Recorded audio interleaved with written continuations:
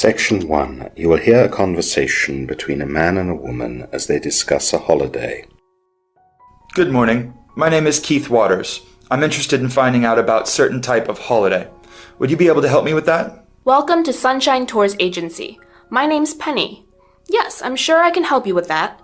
What exactly are you thinking about? My wife and I are interested in a cruise of the Mediterranean. That's a nice idea. A cruise on a ship in the Mediterranean is very popular right now. Can I take some basic details from you first so I can work out what kind of cruise might suit you? Of course. So your name is Keith Waters, and your wife's? Her name is Melissa Waters. Would you spell Melissa for me? It's Melissa. And it's just you and your wife? That's right. We don't have any children. Okay, let me make a note of that. Fine. Now, how old are you both? I'm 32 and my wife's 30. Thank you.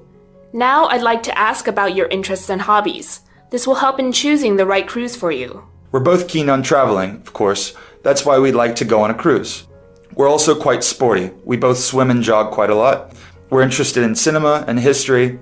Melissa is also a keen fiction reader, but I prefer nonfiction. What kind of budget were you thinking about? We can spend between $7,000 and $11,000 on the trip. As cheap as possible, of course, is best. Right. I've got all that down. Now, I need to know when you'd like to go on your cruise and for how long. Our holiday window starts on the 1st of July and ends on the 16th of July. Okay. And as for length, we'd like to have at least 14 nights on the ship. Thank you. I'm sure that'll be possible. Right. I've got all that down and I've got some ideas for you. I'll just make some notes while I listen, if that's all right. Of course. So, we have 2 boats that fit the dates you want. They sail on different dates, so that gives you some flexibility. First of all, I'd like to suggest the cruise on the boat the Maria Cristina. It's a Spanish boat, and you'd fly to Barcelona to join her.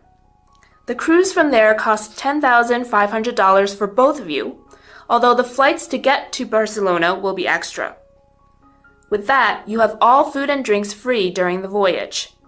You get an inside cabin, which means that you don't get a sea view, but you can upgrade to a sea view for a further $800. They have a cinema on board with different films every night, and there are also lectures on the places where you will be visiting. There are also classes that you can do, for example, painting, cooking, art appreciation, and others. That's just in our budget, but an upgrade would put us over. Yes, you'd have to do without the upgrade. Travel insurance is incorporated within the price, though. What about the next one? That's the Sea Queen. This is also a Spanish boat, but it sails from Marseille in France and follows the same route as the Maria Cristina. Barcelona is the last stop before arriving back in Marseille. This costs $9,000 for both of you, but this includes the return flights to Marseille. With this package, you do get a sea view, and food is inclusive throughout the voyage. All drinks excluding water are extra, though. There are fewer things going on. There is a cinema, but there are no lectures or classes. There is a swimming pool and gym, though, so you'll be able to keep up with your exercise. That's quite a lot of information, so I'd better get back and speak to my wife. She can come back here with me in 2 days, so I'll expect we'll have chosen which boat to go on by then. We can talk further details when we come in then. That's great. See you in 2 days. Yes, see you soon. Section 2. You will hear a man and a woman on a radio program as the man gives an information talk on a reading charity. Good morning, everyone, and welcome to Radio Star, your local radio station. Today we are joined by Jake Matthews, who is part of the Read for All charity. He is coming today to tell us a little bit about it. Welcome, Jake. Thanks, Marianne. So, tell us all about Read for All, Jake. Well, as the name implies, we are a charity that is focused on ensuring that all children have access to appropriate reading books. It has long been acknowledged that reading is an essential part of education while growing up, and children who read a lot do better at school than their peers who do not read a lot. Our plan starts when children are very young, so of course we therefore need to aim at parents, and chiefly low-income parents, to educate them about the benefits to their children if they are read to. Many children who read a lot develop this love of reading when their parents read to them. If we can get this happening, then more children will grow up with an attachment to reading that will affect them positively for the rest of their lives. How do you educate the parents? Our key focus is at hospitals where children are born.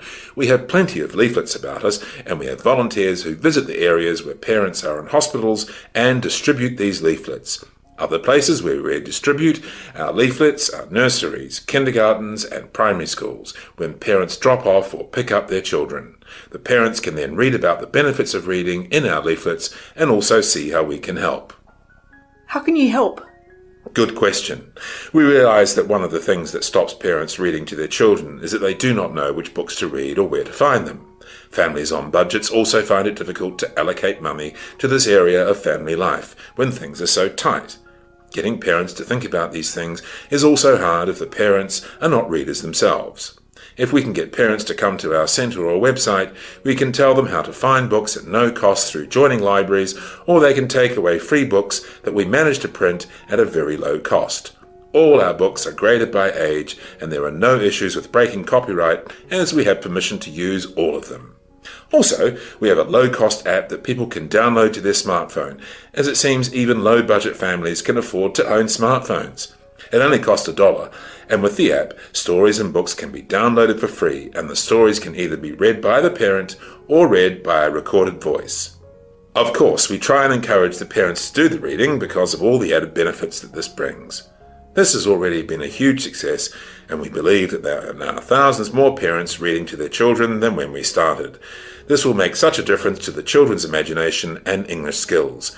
Linked to this, immigrant families can read or listen to the stories, and both the parents' and children's English can be improved.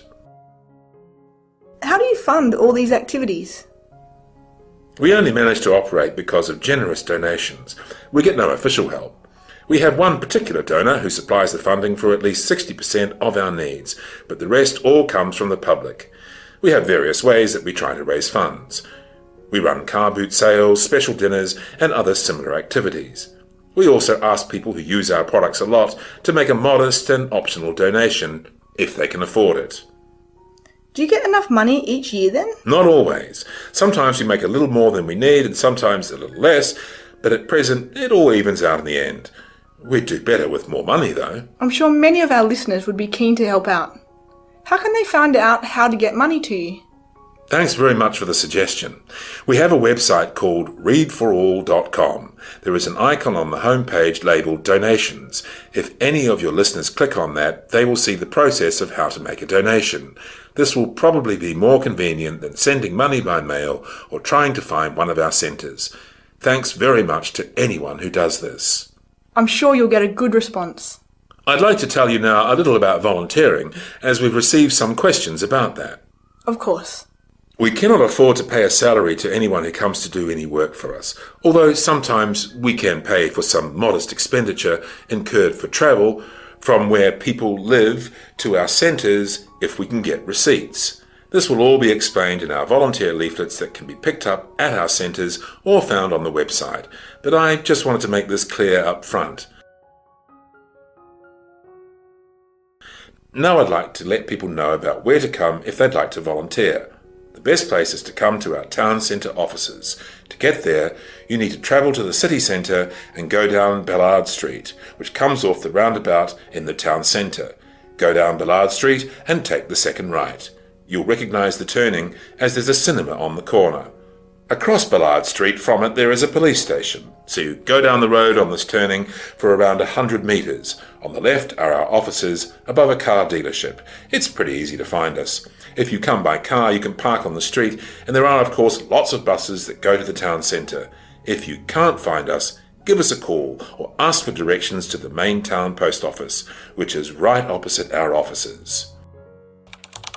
Section 3. You will hear a university teacher and 3 of his students discussing the students' upcoming economics essays. Good morning, Mr. Stevenson. Good morning, Amy. Are William and Anna with you? They're just coming. Here they are. So, good morning. Now we're all here, let's begin. You've all got your extended economics essays due in next month, and so we're meeting here today to discuss your progress. So, Amy, tell me a little about your essay. Well, it's going fine, Mr. Stevenson. I chose to examine how global oil prices have affected the car industry. That's a good subject at the moment. Those price fluctuations are creating some very unexpected results. Have you had any problems with gathering enough information to shape your essay? Oh, yes. As you said, it's very topical at the moment and everyone seems to be writing about it. I've more than enough information. Actually, my main headache is with my sources. I don't have much experience with an essay of this type, and I'm not used to creating the citations in the correct way. Yes, the first time that people write an essay at this level, they often have problems with sources. Once you've done a few essays here, you'll learn what to do and you won't have any further problems. We try to help students with this area on our website, where we have a guidance sheet that details all the procedures that you'll need. Oh, good. I'll check that out. Now, how about you, William? You're writing about the Australian fishing industry, aren't you? Things are pretty good, thanks, Mr. Stevenson. I'm not writing about the fishing industry anymore, though. That was my original choice, but I found that the sources weren't very good for that. Really? I thought lots would have been written about that. Well, yes, a lot has been written, but not an awful lot recently. Because there was a shortage in fish stocks around 10 years ago, most writers have focused on that, which means that today's normal situation doesn't attract much attention. Because of that, I decided to write about the effects of immigration on employment figures in the Northern Territory state in Australia. And things are going fine, you say? Yes, I've got plenty of up-to-date sources, but I have a problem with length. I seem to have gone about 2,000 words over the 4,000 word limit. I've reviewed my content and everything I've written is relevant, and there's nothing to cut. Writing too much is a common problem with essays as well. What I can suggest is that you work on the task of revision. Most people find that they are very wordy in their first drafts, and things can be expressed in a much better way with fewer words. I've no doubt that you'll be no different. It will be quite time-consuming, but go through your work sentence by sentence. You'll soon find the length of your essay will soon be acceptable. That just leaves you, Anna. How's your essay going? Not so well, I'm afraid, Mr. Stevenson. I've had lots of problems getting started because other essays were due for other teachers. When I was finally ready to start your essay at the beginning of this month, I got ill and I spent quite a few days in bed. I even went home to my parents' house so I could recover properly. Oh dear, that's quite serious. Do you think you'll be able to submit the essay by the deadline? I don't know. I'm finding it hard to settle down and put in the amount of work needed to do a good job. I find the library distracting because of all the people coming and going, and my housemates are too noisy to allow me to concentrate when I'm at home. Maybe you could come to my special evening work sessions. It's just a quiet time when students who find it hard to work independently at home or in the library can work without being disturbed. I'll be there as well, so if you have any questions, you'll have no delay in getting an answer. That's a good idea, Mr. Stevenson, but what I really need is an extension, so that I can really do a really good job on the essay. That shouldn't be a problem, Anna, but we have to follow the department rules on that. They specify that you need to supply a doctor's note for what you're asking for. If you can do that, then I will fill in the application form for you and approve it. Oh, I didn't think of that. I'll need to go back and ask for it. It shouldn't be a problem.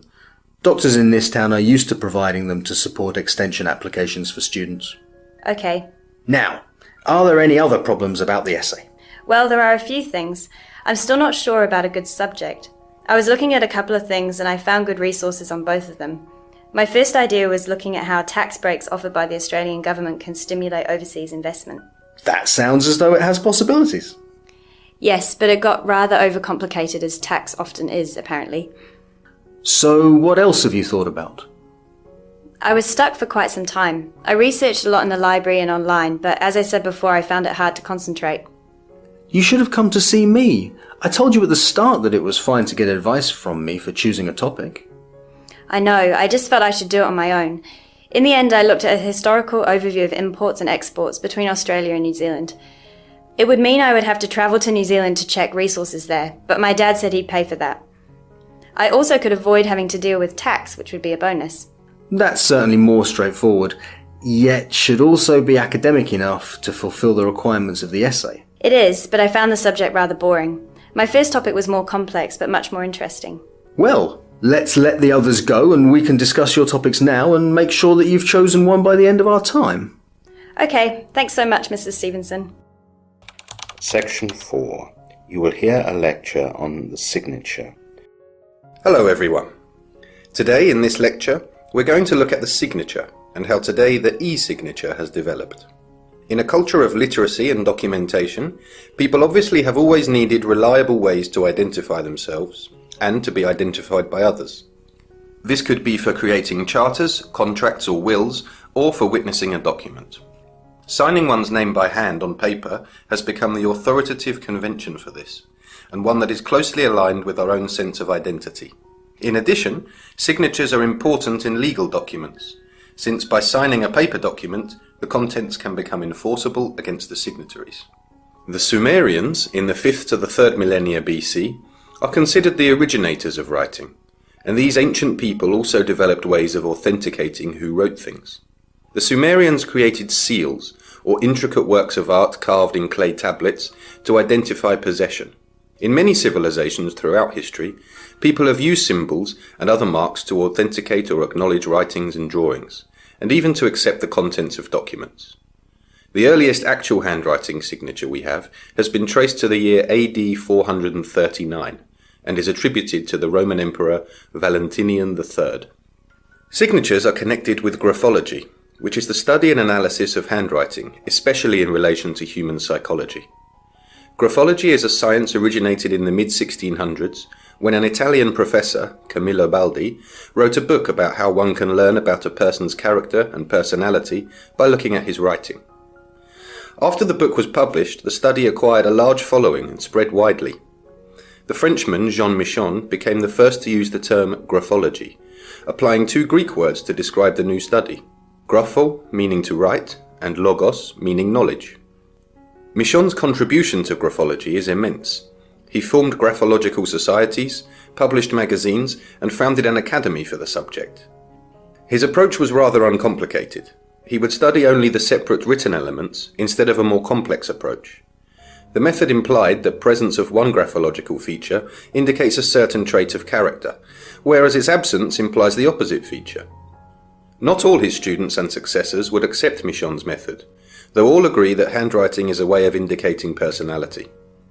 Wilhelm Preyer, child psychologist, wrote in 1895 that writing originates in the brain, not in the fingers, and that handwriting is actually brain writing. This premise underlines how graphologists believe that a person's handwriting mirrors his or her thoughts.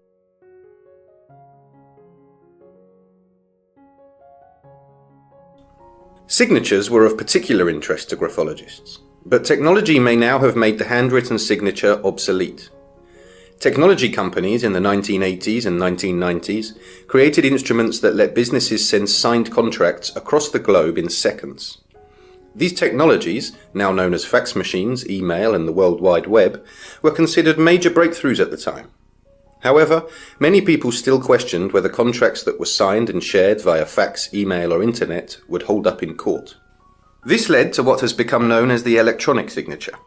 In law, the one indispensable characteristic a signature has to possess is that it must physically add something to the document, and that the signature will leave a physical mark or trace upon its surface. Electronic documents do not satisfy this condition, and the signature, like any alteration to an electronic document, does not leave a trace, or if it does, it is at such a microscopic level that it is in practice invisible. It looks nothing like the marks that have been accepted in law as constituting a handwritten signature. In 1996, the United Nations looked into the topic of e-signatures and developed a framework with the purpose of encouraging e-commerce by providing a series of internationally acceptable rules. These rules removed many of the obstacles that had prevented foreign businesses from conducting electronic transactions in the past, and ensured that electronic contracts would legally receive equal treatment to paper contracts going forward. Many online businesses work with a click-to-agree basis. However, the desire for and utility of a handwritten, unique electronic signature is still apparent. Such a tool acts to enhance legal verification and adds a human touch to otherwise impersonal electronic documents and business deals. To fill this gap, lots of electronic signature software can now include options for the signer to provide a hand-drawn personal electronic signature. That is the end of section 4. You will now have half a minute to check your answers.